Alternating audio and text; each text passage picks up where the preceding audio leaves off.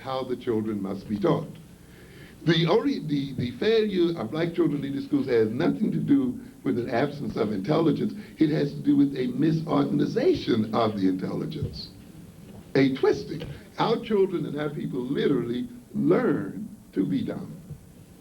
We work at it. Yeah. You know why we work at it? We've been made to think that being dumb means is the result of the fact that our life depends on it. Because you see, when we grew up years ago, the white man called you a smart nigger, you knew you were in trouble. If he hated more, that's the thing he hated more than anything else, a smart nigger. And a smart black man, he was ready to kill him right there on the spot.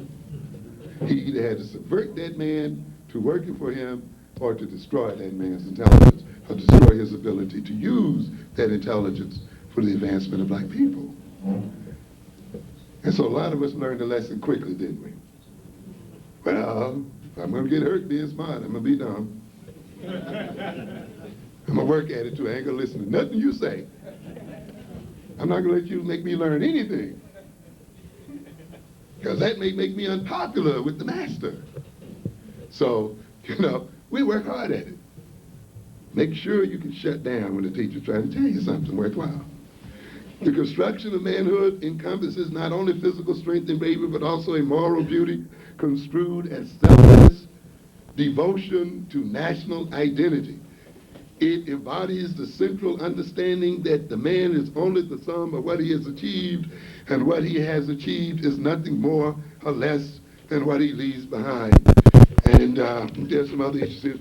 Real manhood is an inducement for high performance in social struggle for scarce resources. If there is not enough to go around, then men must be trained to struggle for these resources, or we will just voluntarily die and starve to death. A code of conduct that advances collective interests, overcoming inner inhibitions. Manhood ideologies are adaptations to social environments. And it's very important for us to understand. That's why manhood has to be defined again and again. You have to look at the social environment that you exist in and say, what kind of man, what kind of woman does it take to adapt and cope with this environment? You see, that's why even for the Afrocentrists, you can't get stuck on the African definition of manhood. That's stuck back in time. You see, you still have to bring that up to date. And so now, what are the circumstances under which we exist today? And what kind of characteristics must a man have today for us to overcome the situation that we're in? And now, once we finish that analysis, by what means and methods are we going to inculcate these qualities into our young men so that they can carry on the struggle for liberation and the protection of the race? And this is where this kind of thing comes from. So the ideology of what it means to be a man is, again, not a personal definition, but it is inherently a social definition. And this is a definition in which the whole group takes part in. Men, women, and everyone. What kind of man do we want today? What kind of man do we need today? Because it's inefficient for two people to duplicate each other totally. How do we gain from men and women being what? Just alike. That's an inefficient, uneconomical approach. Besides, you're not going to be that anyway. But, you have some people who are vain because we have some people who equate differentness with inferiority or sameness with equality. So some women think that it ought to be equal with men, they must be men. It ain't that way. No. To be different doesn't mean one is inferior. To have a different role does not imply inferiority at all.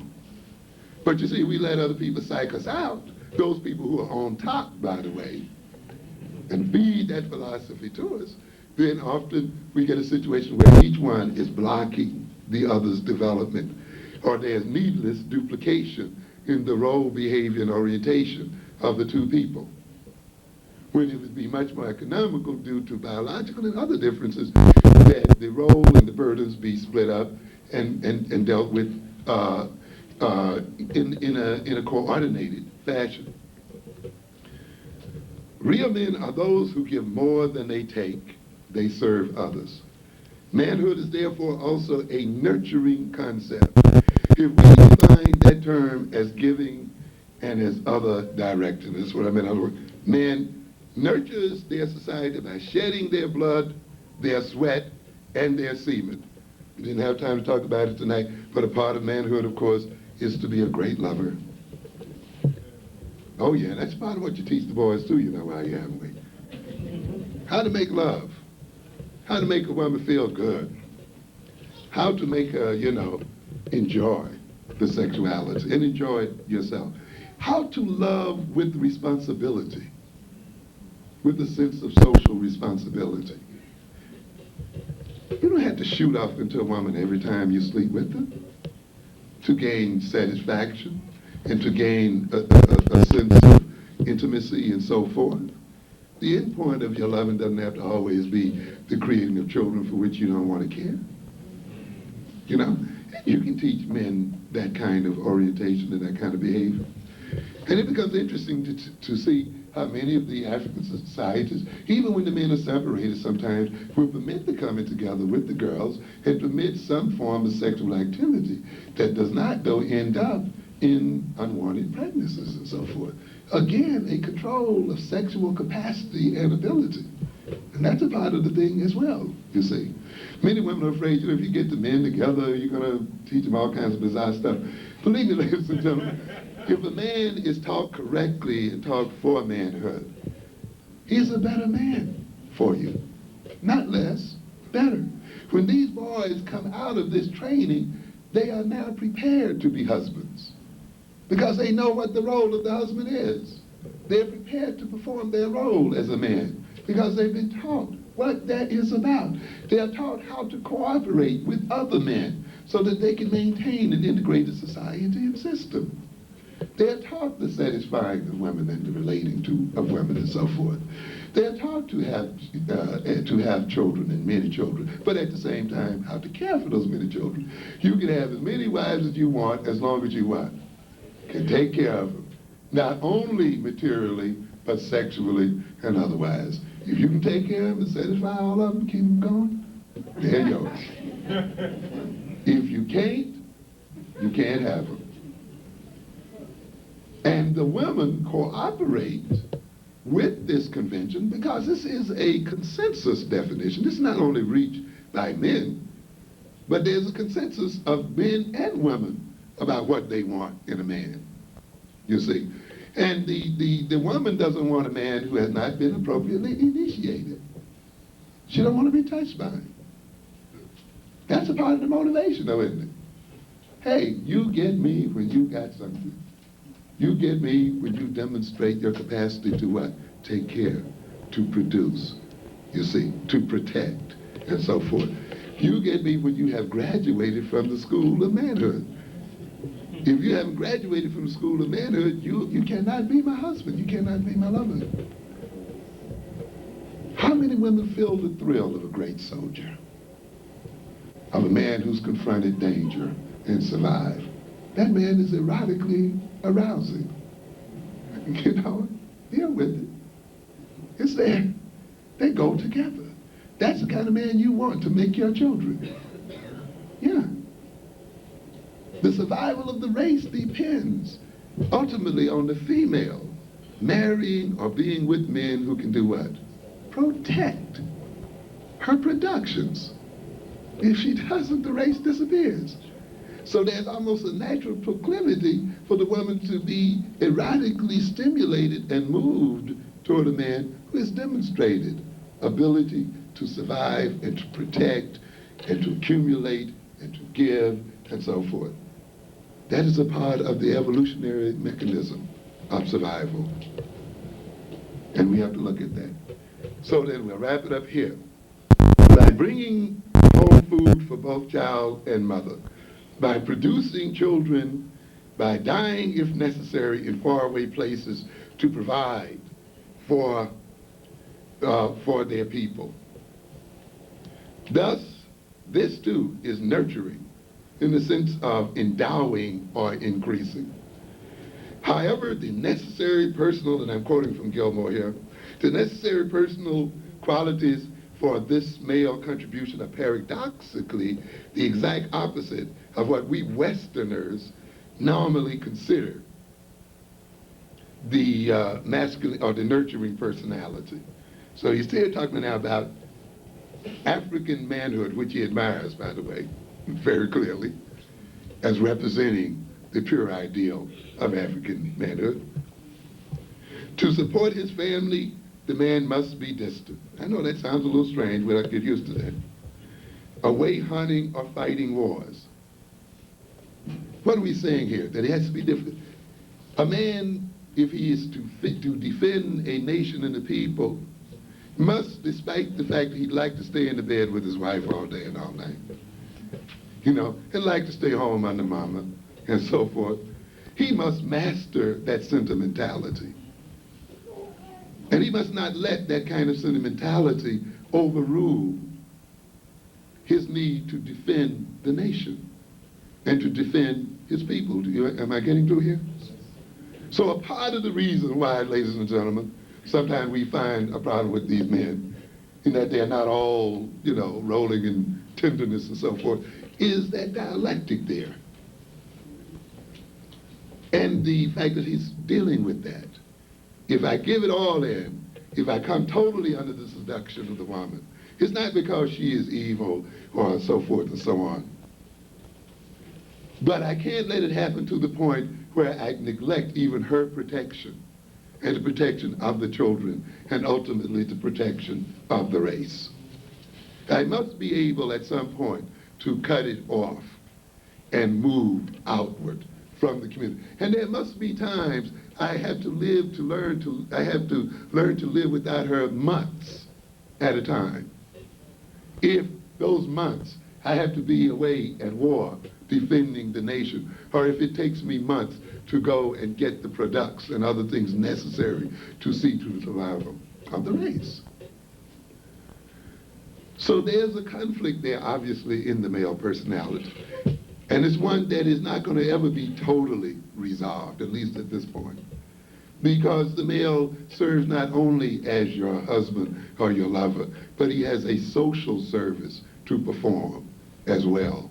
And therefore, you're going to see a conflict between those two things often, or a dialectical relationship. And often then, in order to fulfill the social service, he has to deny sometimes the personal service. And I'll get back to that in a minute. So you're going to see this issue of apparent distance wrestling also with the issue of closeness and intimacy. One thing he knows, though, if he isn't capable of getting away from mama's strings, and if he isn't capable of getting out from under his woman's seductive desires and so forth, that neither he, the woman, or his mother are going to what? Live or survive. You see? So he's got to learn how to deal with that. And he's got to learn then that it may to stay away for months. Not because it's his manly ego, but because it's required as a part of the definition if you intend for this man to defend. By producing children, by dying if necessary in faraway places to provide the safe haven for their people. This too is nurturing in the sense of endowing or increasing. However, the necessary personal characteristics for this male contribution are paradoxically the exact opposite of what we Westerners normally consider the nurturing personality. To support his family, the man must be distant, away hunting or fighting wars. To be tender, he must be tough enough to fend off enemies. How can he be tender if his enemies wiped him out? To be generous, he must be selfish enough to amass goods, often by defeating other men. To be gentle, he must first be strong, even ruthless in confronting enemies. To love, he must be aggressive enough to court and seduce and win a wife. So we see here dead manhood being connected with a number of things, and I won't go through them now, but I just want to wrap up a few statements here in terms of masculine definition. A man's self-definition is always on some level a social definition. Manhood definition is a set of social attitudes. No matter how you play it, man, you still are defining yourself socially. If you decide you're going to withdraw from everything and be totally to yourself and uninvolved, what would happen to the race if every man, or a large percentage of the male, decided that this is what manhood means? Withdrawal, uninvolvement. So if you define it that way, it's still a social definition. It still has social consequences and so forth. You see, you can't get away from the social consequences of self-definition. There is no total individual man. Man is social, not totally unique and personal. We cannot let socially unconscious men flourish among us. That's why you've got to train these boys. Another question you want to look at when you read this book is the question, what happens to the guys who don't make it? And many times some of the kids don't make it there. Yeah, sometimes. If they get a chance, sometimes they don't. But there's a wisdom there, because they call them, look, if being a man is to produce, to economically advance the group, and so forth, and you do not qualify, you are going to be a what? Consumer.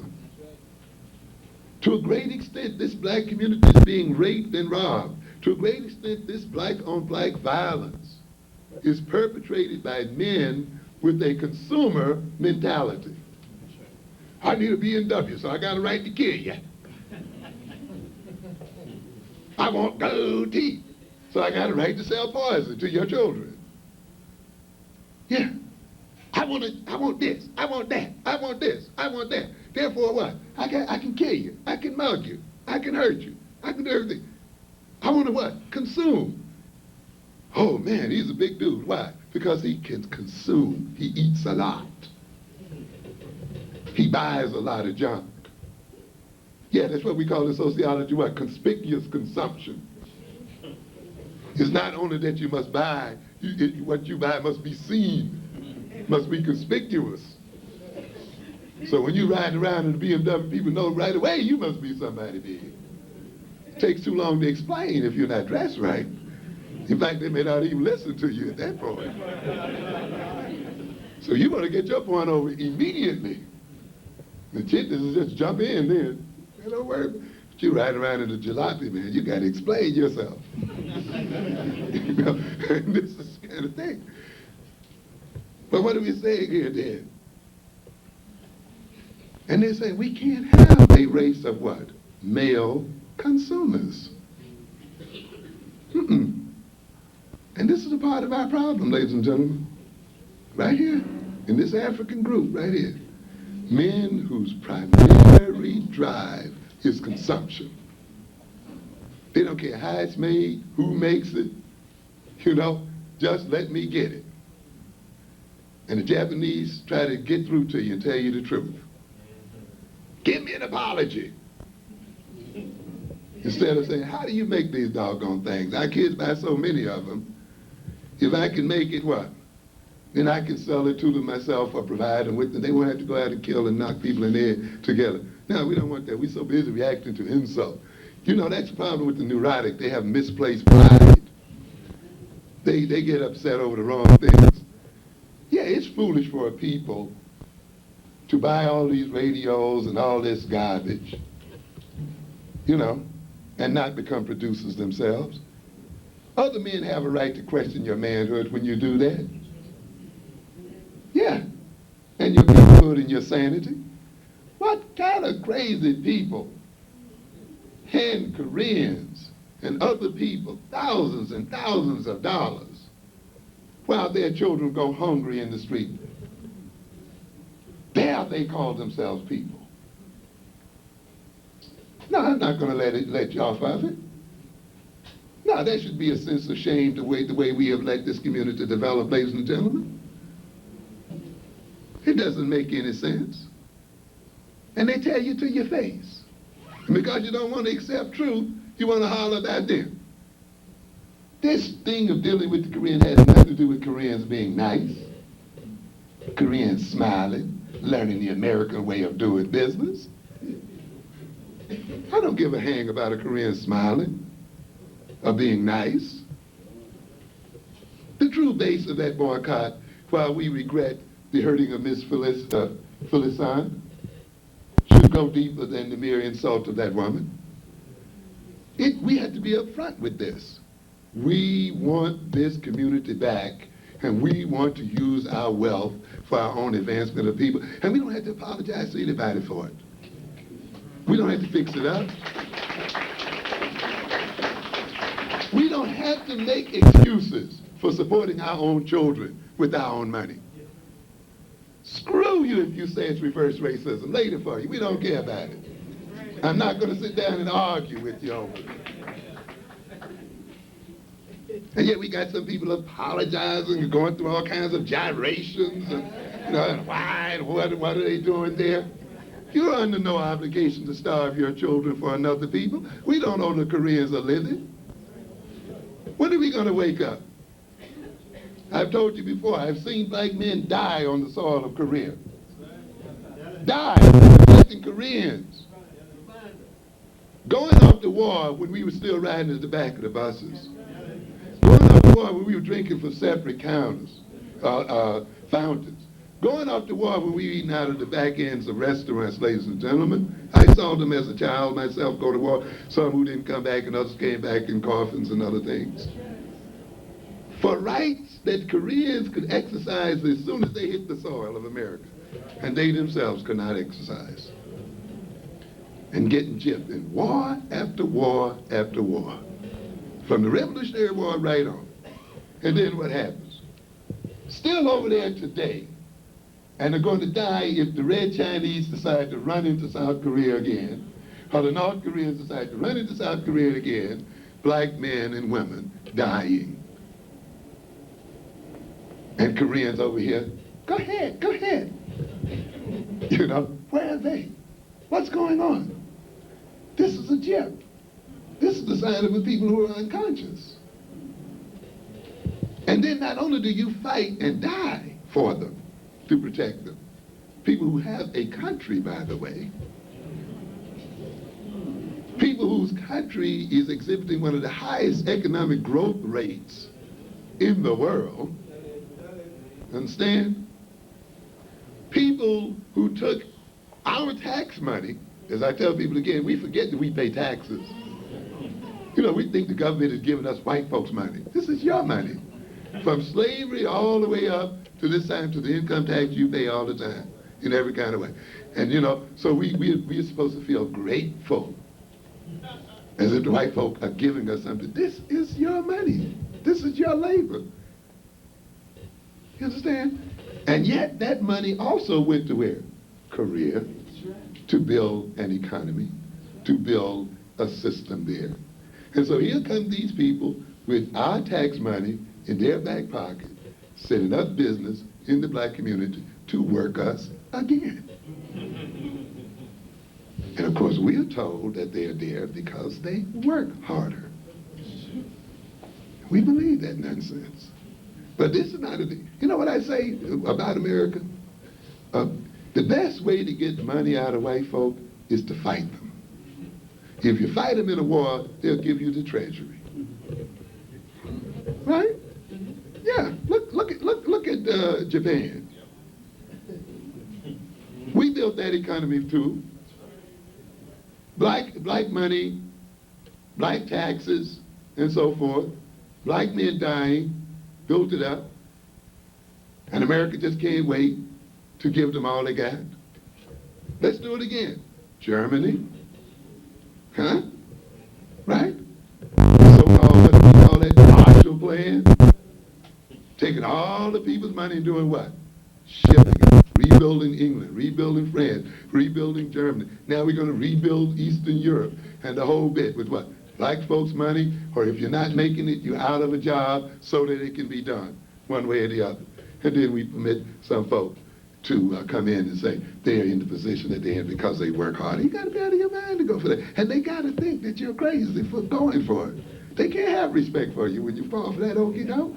And when you feel some compulsion to support them, you know, I don't see color. You don't see anything. You're totally blind. In this book, I talk about the exportation and importation of crime. And I don't have time to explain it now. But about how England, how Europe exported its criminals. You know, often I say, if you want to get rid of crime in the black community, take somebody else's community. That's the way the world is set up, you know. These Europeans were so overrun with crime and whorishness and everything else. The society was having a hell of a time. So what do? You export the criminals out into the new world, and their criminality now becomes redefined as patriotism as they killed the Indians. So now their killing and murderous attitude is transformed into working for the nation. Then after they get through killing and murdering and raping and robbing, they get access to the wealth, and they don't have to mug people in the head directly anymore. They have an army and a police force to do that. And then they can pretend that they're morally pure, you see. But not, so they increase their wealth, which reduces in their, of course, one thing, they wiped out all the Indians anyway. They've increased their wealth, which reduces their necessity to do direct street crime. You know, they leave that to the other folk now. But of course, they can pretend that they are morally superior because they're not arrested for street crime. But that's because they committed an even what? Greater crime. You see, that permits you now not to have to work for a living. You let other people do the what? The murdering and the killing. And look morally pure. And not only then did they increase their own wealth, they increased the wealth of their mother country so that they could reduce, relatively speaking, the crime there. So in a sense, by exporting crime, they reduce their own internal crime. We have the same thing going on here. The Korean, by exporting themselves into the black community, we subsidize the Korean youth from being juvenile delinquents. You see what I'm saying? Yeah, they don't have to go out and knock people in the head because they got all your money already. But being left without any in our own pockets, we got to go out and do what? Knock somebody in the head. You see? So the Korean is not naturally any more law-abiding than anyone else. But he's run a trick on the black man's mind so that he doesn't have to engage in the type of crime with the frequency that we engage in. Now, if we kept our own money in our pockets and multiplied that money within ourselves, our children wouldn't have any need to knock people in the head either. You see? But, you know, we're filled with morality, and it's that very morality. Well, you know, I don't discriminate, I don't do this. But you create immorality with that kind of so-called moral thinking. You have to understand the same thought in a different context has a different outcome. You filled with your sanctimonious brotherly love and not seeing any differences and so forth, which means you ignore the neglect, you ignore your own children and ignore your own race, and you feel holy because you're handing all your money to other people and their children. You are making criminals of your own and destroying your own at the same time. You are creating immorality with your morality. So it's not enough to go in these churches and kick over benches and so forth. You got to understand what you're being taught and how you're being taught and for what reason you're being taught. You got to learn to think. You fall victim to all this old rhythm.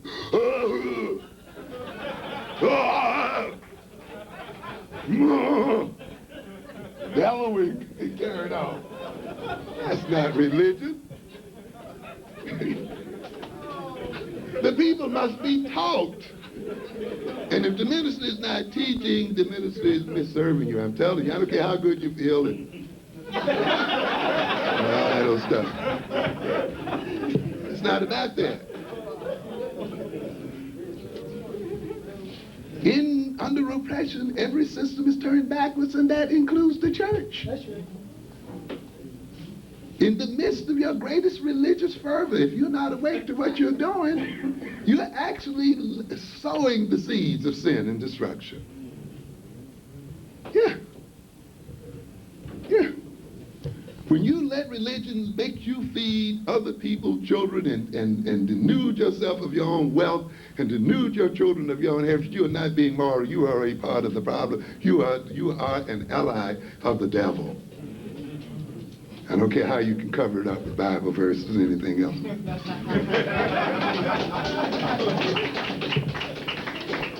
Because I told you, Matthew 14, about the servant, about the master who goes away, right? Leaves his servants talents and wants them to what? Increase the wealth that he left them. And you get one there who's full of excuses. He didn't invest anything. He was given talent. He had all kinds of excuses.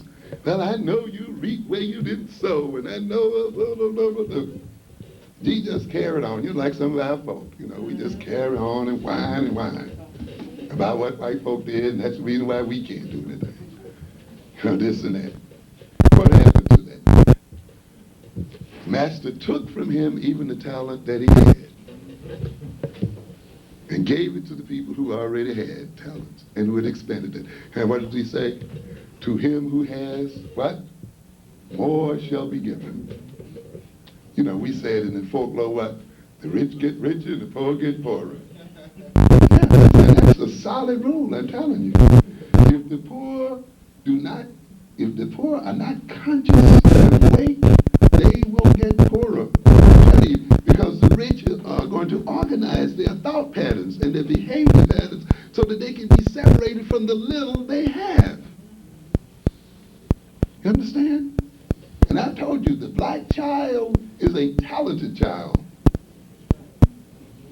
It's the most talented child on this earth. No two ways about it.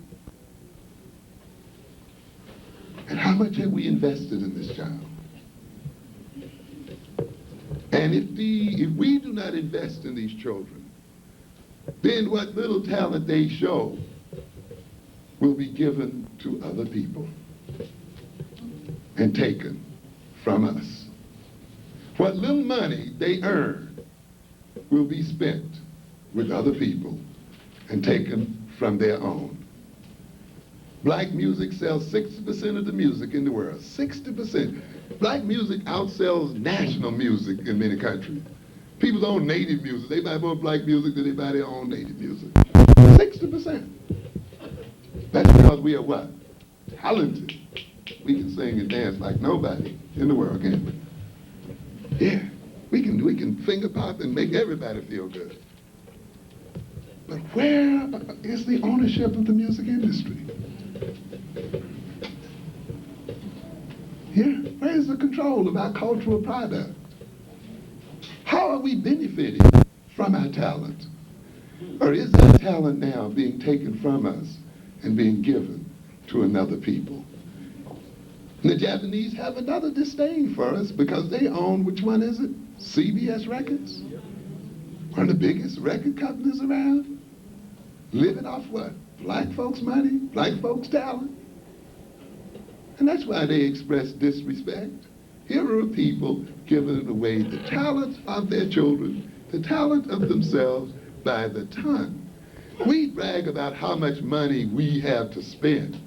We are the 9th richest nation on earth. We have $360 billion. That's true. But have you ever thought about how much wealth you generate? See, that's your take-home pay. Okay? If you're taking home $360 billion, how many trillions of dollars are you making for someone else? And that becomes the question. When Muhammad Ali or Tyson earns 10 million or 15 million for a boxing match, how many million do you think that match is creating? You talk about a match that creates 200 million or more, $300 million. These guys are getting a penny out of that thing, even though for us it's, whoa, why not own the whole industry? But this is what happens, you see. When you get psyched out the wrong way, even that which you have, even the wealth which you could produce, is taken what? From you. And then we cry about how poor and downtrodden we are, and how we starving to death, and how we are suffering out here. And we are the greatest wealth producers this world has ever seen. We're the greatest. That's why they like to enslave us. That's why we were enslaved in the first place. We weren't enslaved because they loved us. We were enslaved because we produce what? Wealth.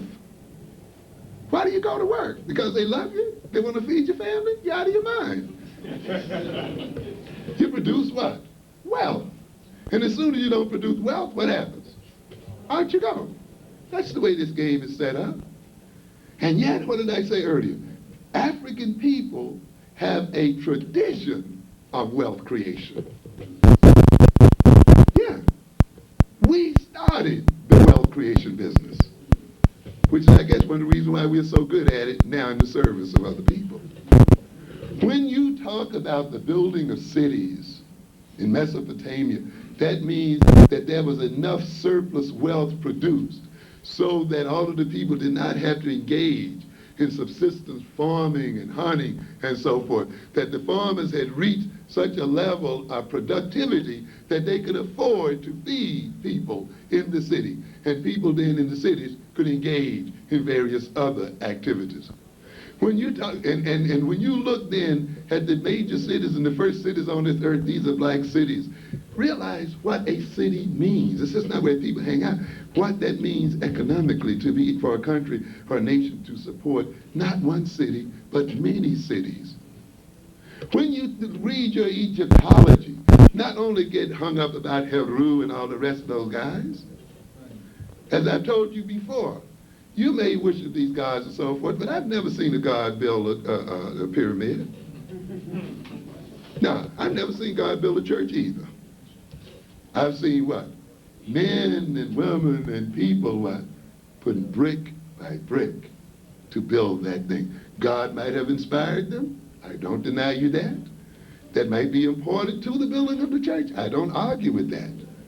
Certainly that is important to the building. But the actual building, the actual organizing of the building gang, the actual procurement of the materials, the actual paying of people for their labor, the actual feeding of people, the number of professions that must be involved in building a building must be also considered. So when you say that the black man built the pyramids and built cities and so forth and was the first to do so, that is also saying that the black man produced enough surplus wealth so that this could happen. That is also saying that black man was the first to define all types of professions and skills. The people who built pyramids were people with skills. You're talking about craftsmen and masons and architects and supervisors and accountants and scribes and people who are procuring food, people who are building houses. These people got to be housed. They got to think about the number of economic activities that had to take place in order for that pyramid to be built. Think about the number of economic activities that takes place in a city where trade is the main source of living. So when you talk about the firstness of African civilization, you're not just talking about firstness in terms of pure physical structure and so forth. You're talking about firstness in administration, firstness in professionalism, firstness in skills development, firstness in organization. How in the hell then do you get to this point where you think being a professional person, being a skilled person, being a wealth creator is foreign to the African personality? Isn't it amazing the path that we have come to? And when we pass on the accounting system and the language system to the Semitics, people today you call Jews, who inherited this whole accountancy system from African people, and yet we are the wealth producers. This is one of the things we have to reclaim. But you can't reclaim it without the African culture, you see. You can't claim it until you become an African. There's no way it's going to happen. You've been trying to claim it by acting like a white man, and it's not going to happen.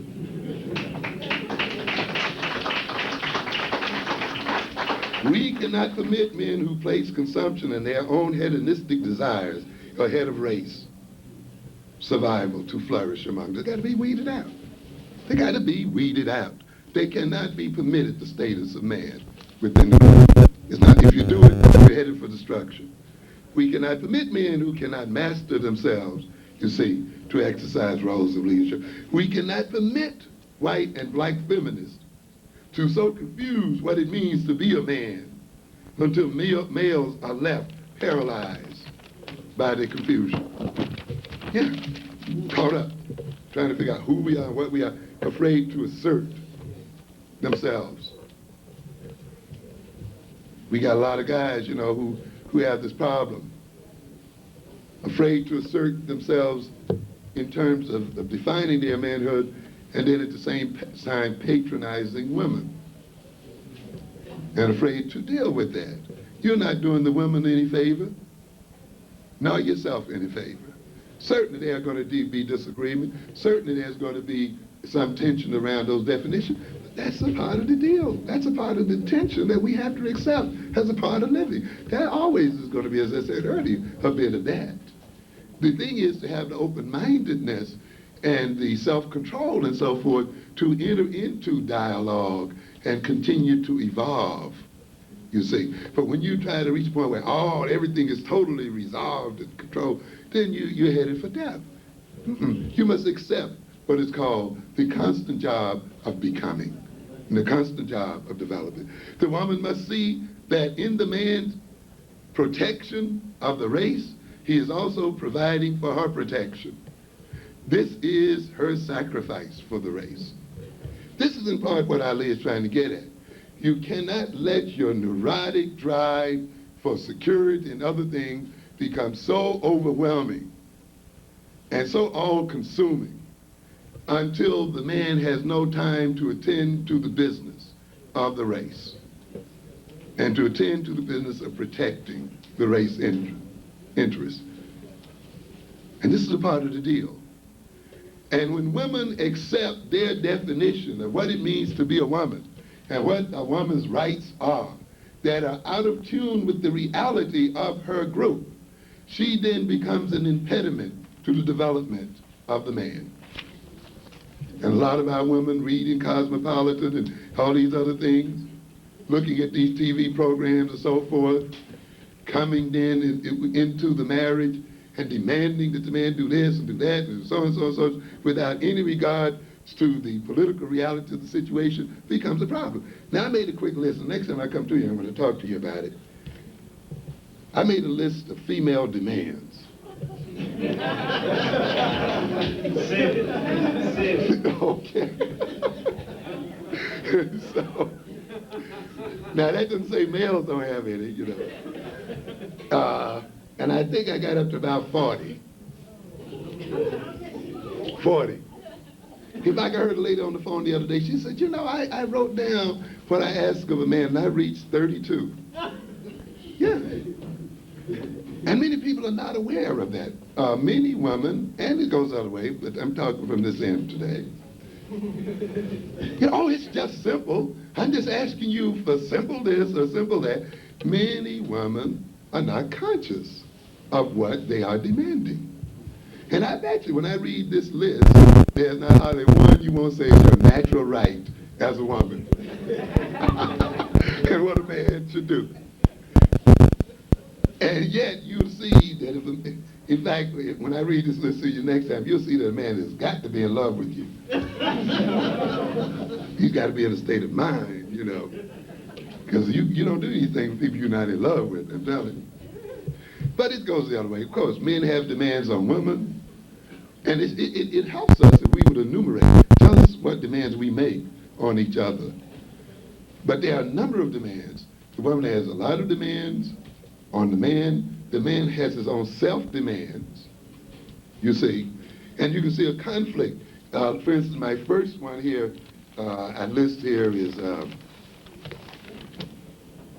she must, one is this is what? Priority attention. I must be what? The most important thing in your life.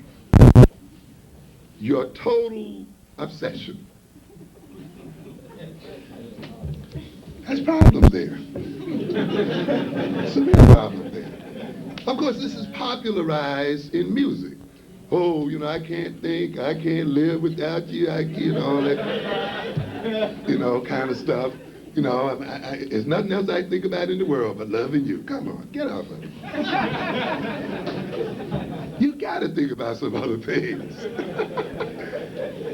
Because you're not going to even love her right if that's the only thing you think about. She's not going to even be around for you to love after a while if that's the only thing you think about. You understand? But we get caught up in that. A man has demands on himself as a person.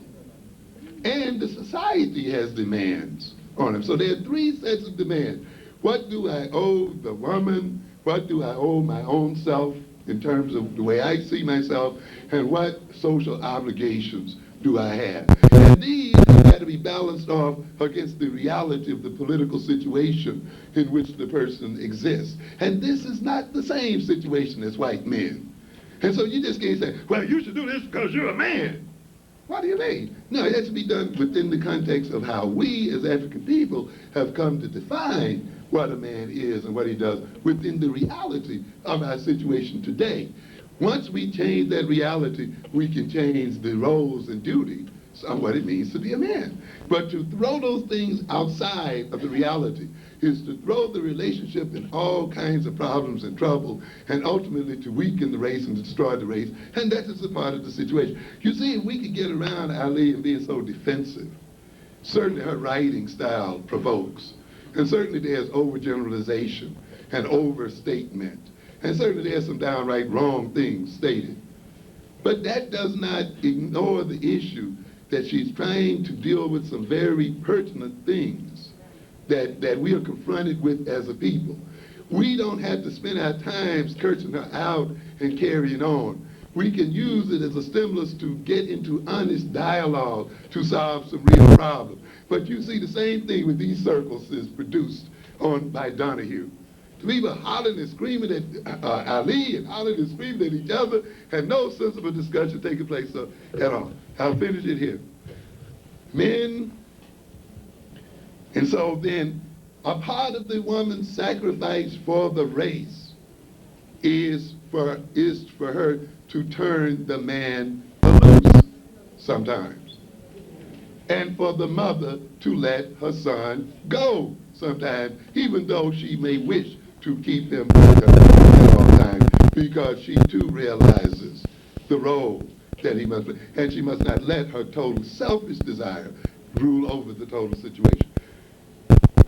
There is a reciprocal interplay and a reciprocal exercise of power between man and woman, pivoted around personal needs, family concerns, and race survival. The man cannot let the woman's personal demands so overwhelm him until they threaten to destroy the well-being and heritage of the family and of the nation. When they do, the man must exercise his masculine prerogative to put an end to such demands. Now, does he have to slap in the mouth, as Ali say? Not necessarily. But there is a point where if the demands are reaching neurotic proportions and consuming the man's capacity to move himself, his family, and the race forward, that the man has to bring an end to that kind of behavior. It has to be stopped. The woman does not submit to the man. I want you to listen carefully to this woman, because there's a confusion here. The woman does not submit to the man.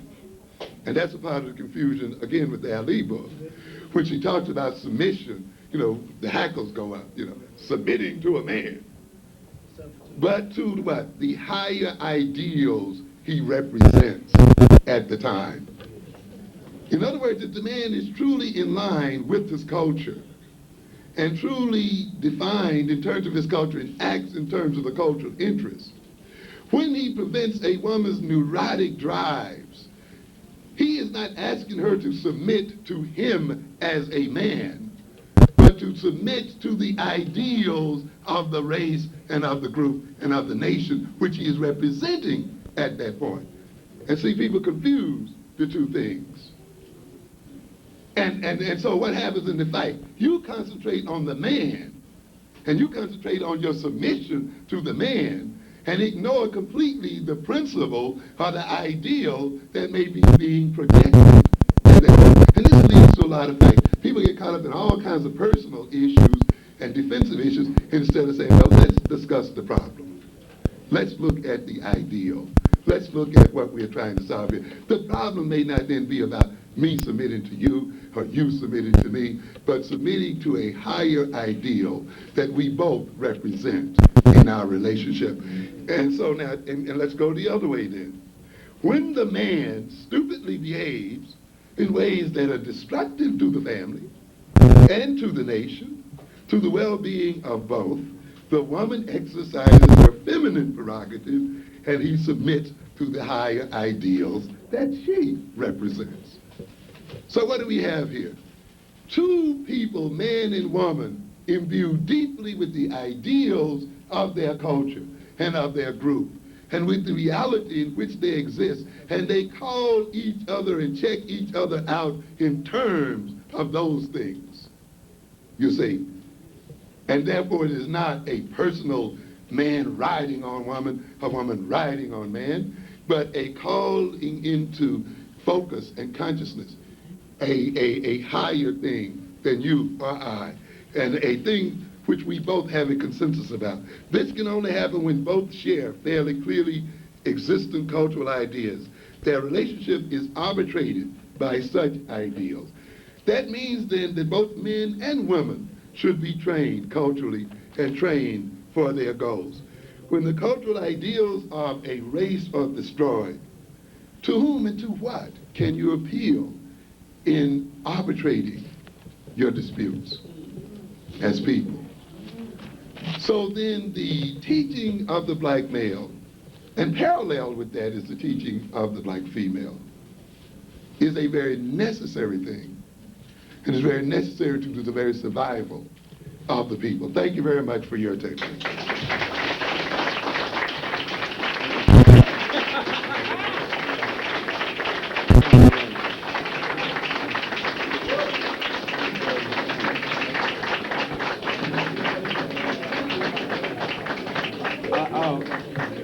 Listen, brothers and sisters, I wish for all of you to congratulate yourselves on being here in such great numbers and in listening to the science that this man was dropping on us. Would we like to have him back? Can I get a round of applause significantly so? But we will definitely do our best in getting him back so that this way some of us will have read the book and did a little analyzing on our own so we can ask him some questions about the book. We will forego the question and answers tonight because of the amount of time that was taken in this lecture. But I want to remind everyone to come next Sunday in the same great numbers. Oh, okay. I'm doing adjunct teaching at the College of New Rochelle. Where? At the College of New Rochelle in the Bronx. New York.